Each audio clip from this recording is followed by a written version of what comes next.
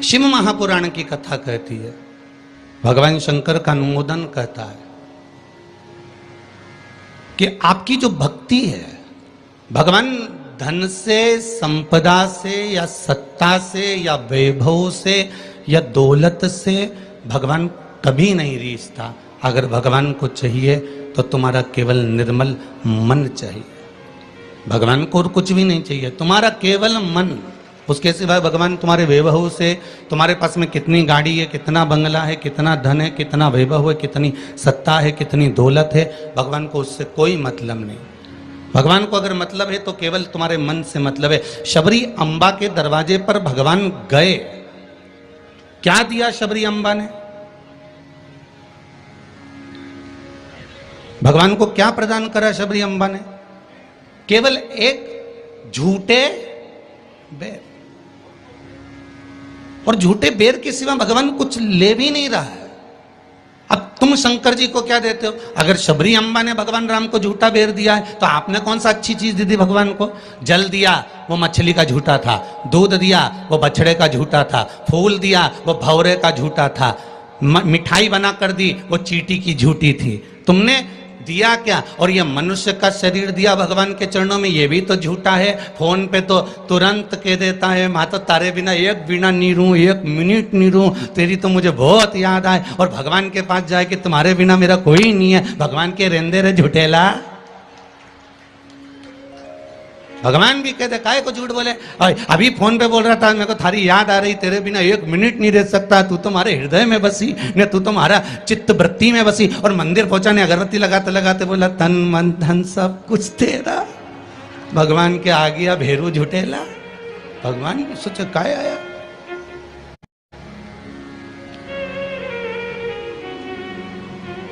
अगर शबरी अम्बा ने झूठा बेर दिया है तो हमने कौन सी अच्छी चीज भगवान को दे दी है? हमने क्या भगवान को अच्छा दे दिया है? हम भी तो झूठा ही दे रहे हैं। पुष्प दिया, वो भी झूठा था। जल दिया, वो मछली का झूठा था। दूध दिया, वो गाय के बछड़े का झूठा था। मिठाई दी, वो चींटी की झूठी थी। हम जो परमात्मा को दिए वो सब कुछ झूठा था। यहां तक हम भगवान का जो स्मरण भी कर रहे हैं, कई लोग भगवान के मंदिर में बैठकर घंटों तक माला पकड़कर भी अगर भगवान के मंदिर में बैठकर भजन कीर्तन स्मरण कर रहे हैं तो वो ये सोचे कि नहीं ये सत्य है, तो उसने उसमें भी छल कर दिया। थोड़ी देर तक तो मन लगता है, उसके बाद ये चित्त, ये वृत्ति, ये मन कहीं ना कहीं डोल जाता है। इस मन को लोग कजन कहां लेकर चले जाते हैं। बड़ा बड़ा कठिन है महाराज, ये बड़ा कठिन। ये मन बड़ा चंचल है, कैसे तेरा भजन करूं, जितना इसे समझाऊं उतना ही मचलता है। भोलेनाथ हे शंभो, हे त्रिकालदर्शी, हे कैलाशी, हे अविनाशी, हे शिव, हे करुणा सागर। ये चित्त, ये मन, ये वृत्ति बड़ी चंचल है।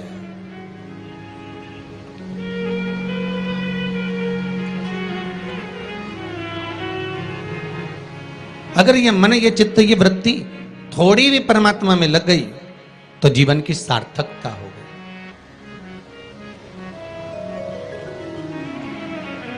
ब्रह्मा और भगवान विष्णु दोनों मिलकर मंथन कर रहे हैं।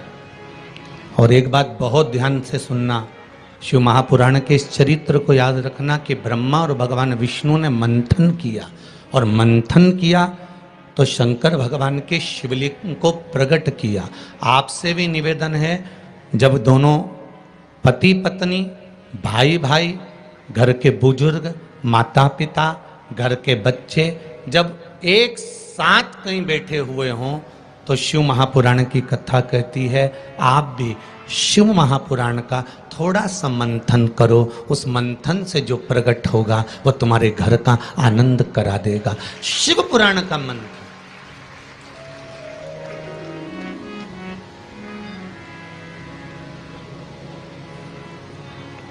थोड़ी देर अपने माता पिता के पास में जाकर बैठा करो, थोड़ी देर जब घर से जाते हो तो अपने घर में जो मंदिर है, अपने घर में जो देवालय है, अपने घर में जो शिव जी हैं, अपने घर में जो राम जी हैं, अपने घर में जो ठाकुर जी हैं, अपने घर में जो कृष्ण हैं, अपने घर में जो देवता विराजमान हैं, आप उनके पास जाकर बैठकर फिर अपने गंतव्य की ओर अपने कार्य के लिए जाइए। और शाम को जब आओ तो पत्नी और बच्चों से, परिवार से बाद में मिलो।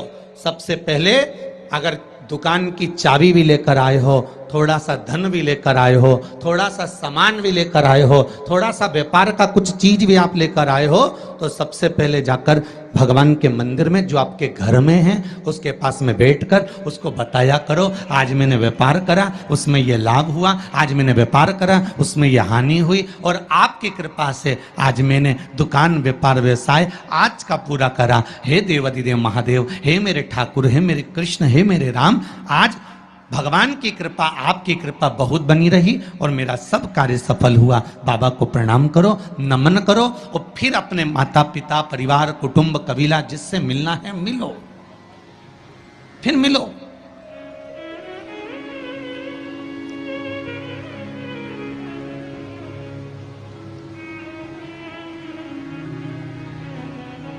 आज किसी ने एक प्रश्न किया था सुबह, गुरुदेव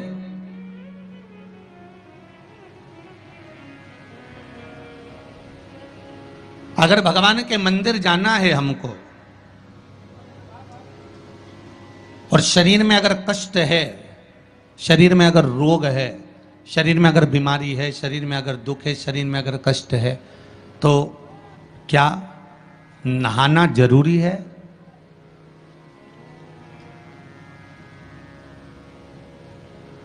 शिव महापुराण की कथा कह रही है, मत नहाओ, स्नान कर लो।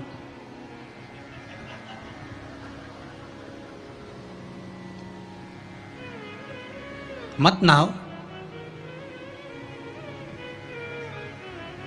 स्नान कर लो।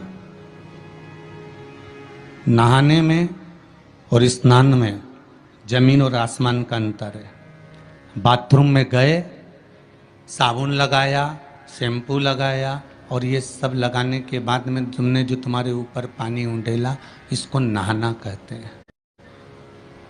ठीक है? जो तुमने साबुन लगाया, शैम्पू लगाया, पानी डाला, उसको नहाना कहते हैं। और मंदिर में गए अर्थात आप बाथरूम में ना जाकर भी सवेरे से उठे और उसकी भक्ति में लीन होकर दिल से उसको याद कर कर और मान लो मुंह धोकर भी भगवान के दरवाजे तक पहुंच गए तो उसको स्नान कहा जाता है। कर लिया ना बहुत।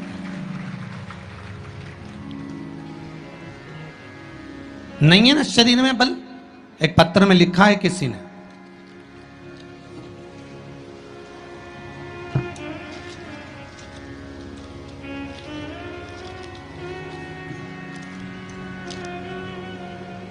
मैं बदनावर धार के पास बालोदा में रहती हूँ। मेरा नाम शांतिबाई कुमावत है। कहीं बैठी हो तो खड़ी हो जाएं। आप ही हैं? दोनों हाथ हिला दो एक बार। मेरा नाम शांतिबाई कुमावत है। गुरुदेव,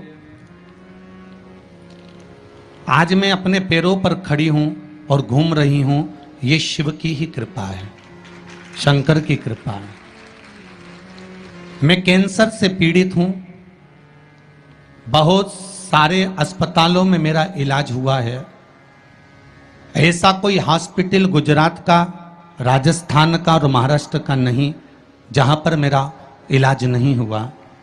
रह रह कर कैंसर उपज रहा था, परेशान हो गई थी गुरुदेव। तब बाबा की कृपा से डॉक्टर ने कह दिया अब तुम्हारे शरीर में और ऑपरेशन का दम नहीं बचा, इसलिए अब तुम भगवान के ही सहारे जियो। और डॉक्टर ने अगले ऑपरेशन करने से मना कर दिया। मैं घर आ गई, शिव महापुराण की कथा सुनी और गुरुदेव अब मैंने भी विचार कर लिया कि ये शरीर मैंने शंकर को दे दिया।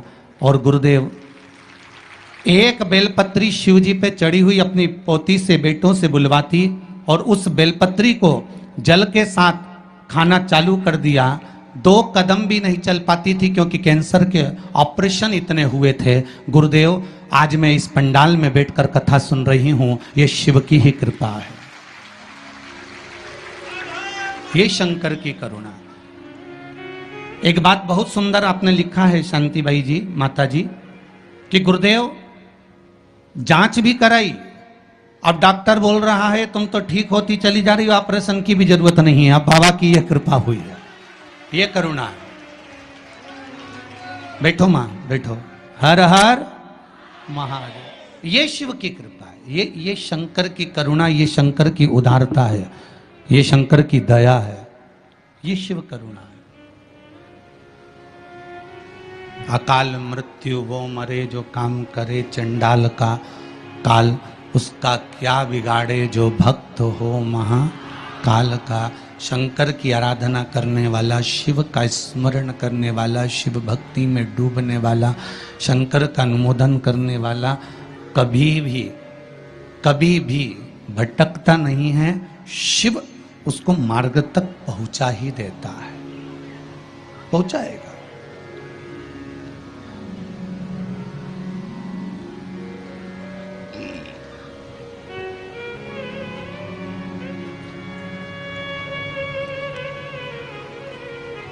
जितना शरीर का वजन है, बहुत ध्यान दीजिएगा जरा। बैसाख शिवरात्रि शिव महापुराण की कथा मिली है आपको सुनने के लिए, और बैसाख शिवरात्रि शिव महापुराण की कथा यदि आप लोग श्रवण कर रहे हैं, चाहे आस्था चैनल के माध्यम से सुन रहे हो, चाहे फेसबुक यूट्यूब के माध्यम से सुन रहे हो, चाहे इस पावन पंडाल में बैठकर सुन रहे हो, अगर श्रवण कर रहे हो तो ध्यान रखना, जितना शरीर का वजन है,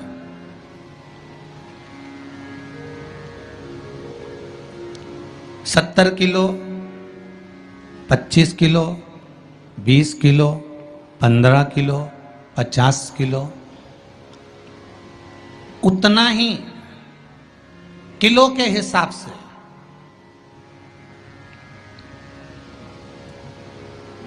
10 किलो है तो ये मन में भाव लगा लेना कि मुझे दिन भर में 10 बार भगवान को धन्यवाद देना है कि तूने ये शरीर दिया, चित्त वृत्ति दी, ये मन दिया, ये बुद्धि दी, ये पूरा जीवन मुझे दिया, ये आपकी कृपा से मिला है, आपको समर्पित है और आप ही को दे रहा हूँ।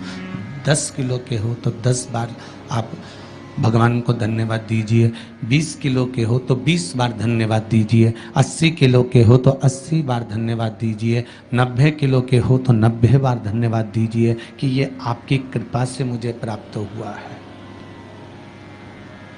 कोई दूसरा देने वाला नहीं है मुझको, केवल आप दे रहे हो, उसके सिवाय कुछ नहीं मिला।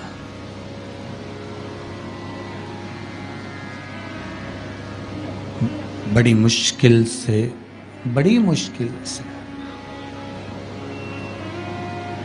उसने कृपा कर कर यहां भेजा है अपने को, बड़ी मुश्किल से भेजा। शंभो शरणे पड़ी, मांगू घड़ी रे घड़ी, दुख काटो दया करी ने दर्शन। भगवान से प्रार्थना करते रहो, निवेदन करते रहो, उसके सम चरणों में जाकर धूप लगाते रहो, उसको नमन करते रहो, उससे विनती बार बार करते रहो कि तेरे बल पर जी रहा हूँ, तेरी कृपा से जी रहा हूँ, तेरी करुणा से जी रहा हूँ, उसके सिवाय कुछ भी नहीं है महाराज। भगवान विष्णु और भगवान ब्रह्मा ने मंथन किया और भगवान विष्णु और भगवान ब्रह्मा जब मंथन करे तो उस मंथन में शिवलिंग प्रकट हुआ।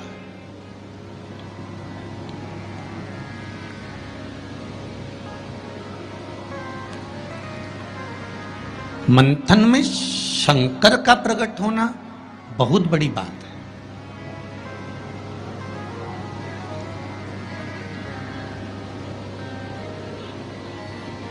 जैसे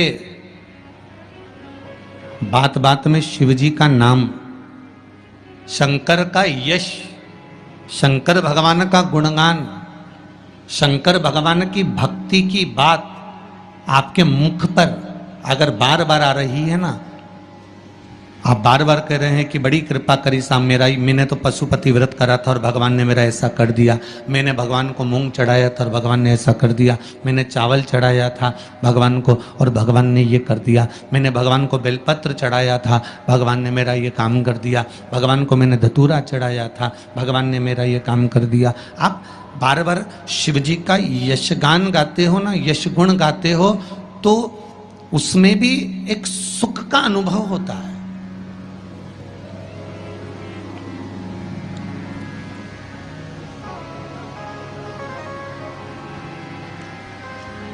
आपके यश गुण गाने में भी